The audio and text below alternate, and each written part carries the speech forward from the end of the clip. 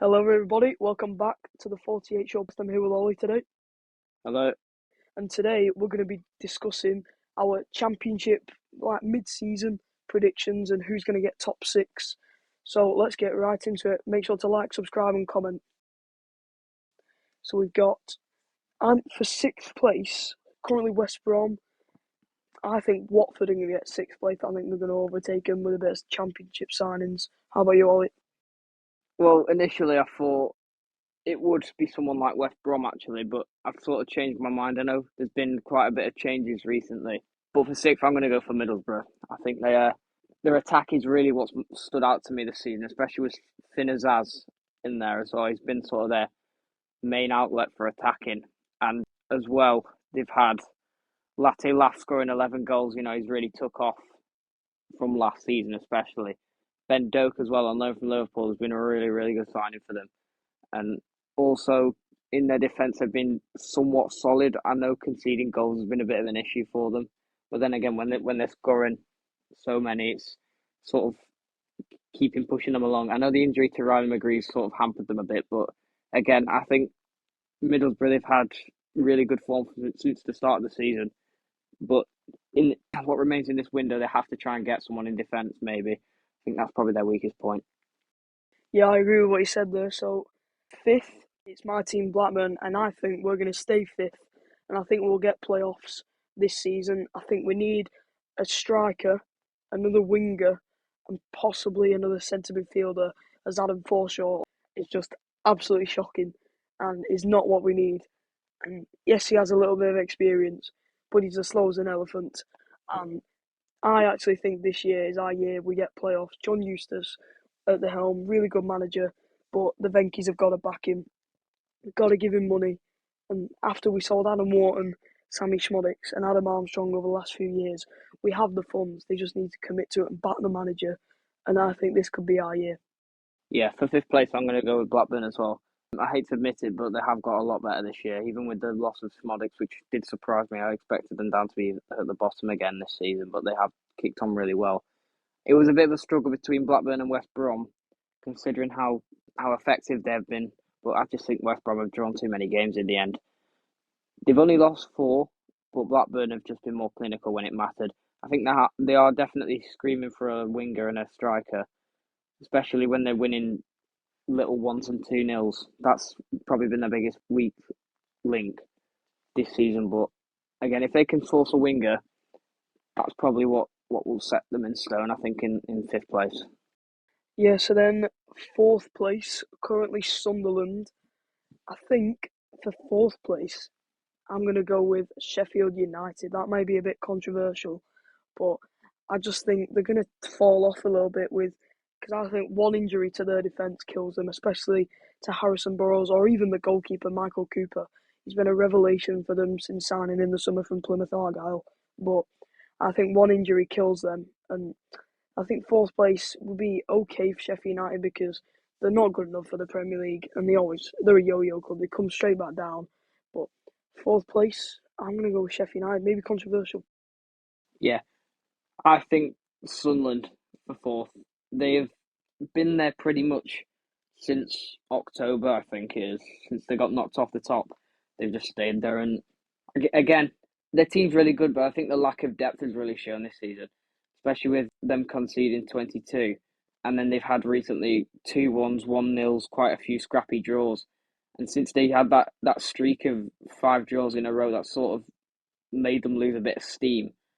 But I think more or less now they're just relying on certain individuals to win them games. Not so much the case in some games, but then again they are sort of lacking that quality to really kill a game off, which has probably been their Achilles heel this season. It's not really been the best for them.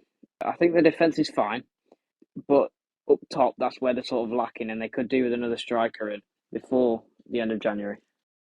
Yeah, I totally agree there. I'm gonna go Sunderland for third because I just think they have slightly a bit more quality than Sheffield United, and I think with the signing of Enzo Lafitte, and then I think he'll be a really good signing for him just because he was playing in the top leagues in France and in Italy for Roma.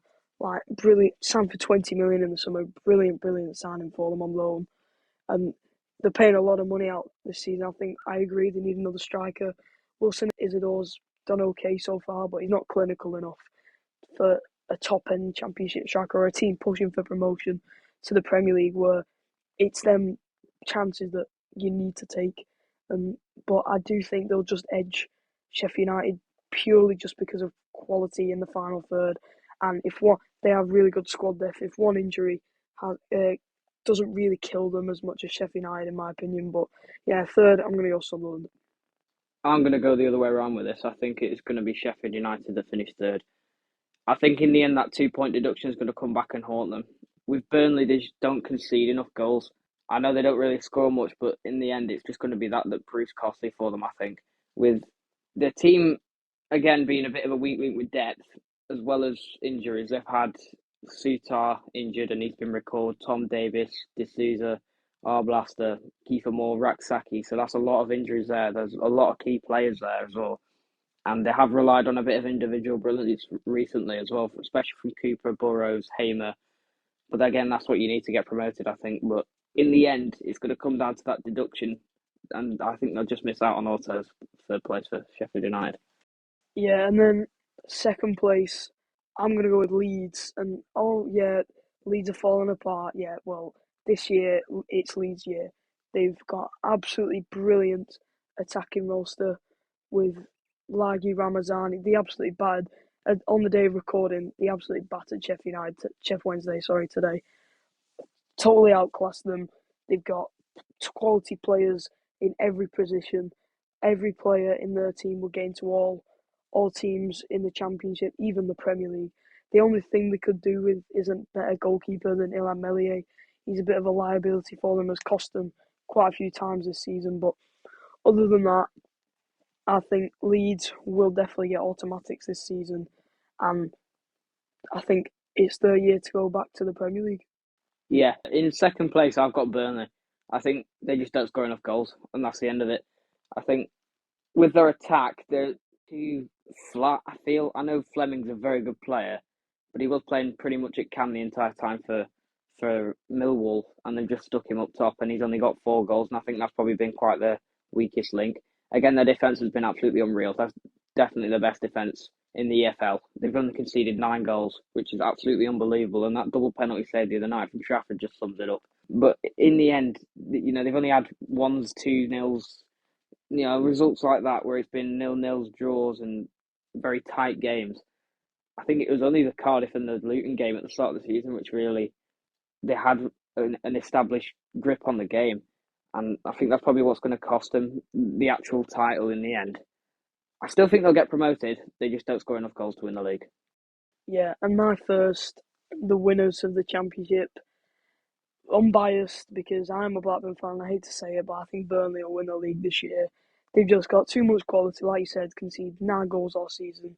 But one of them goals was an Andy Varnon screamer, so that's all that counts. But yes, they beat us at our place, and that's all I'm going to say on it, to be honest, because I can't be bothered glazing them.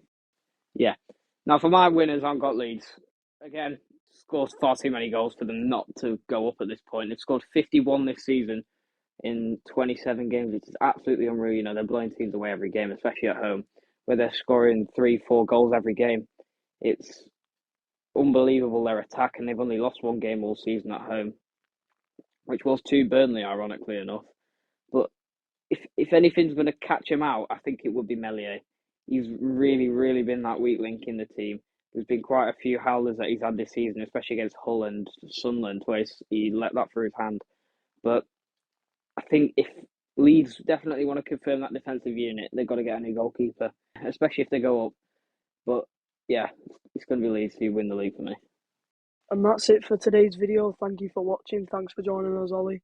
And we will be back tomorrow with the League One playoff winners, championship, going to the championship. But we'll be back. So make sure to tune in for that. Like, comment, subscribe, and I'll see you later.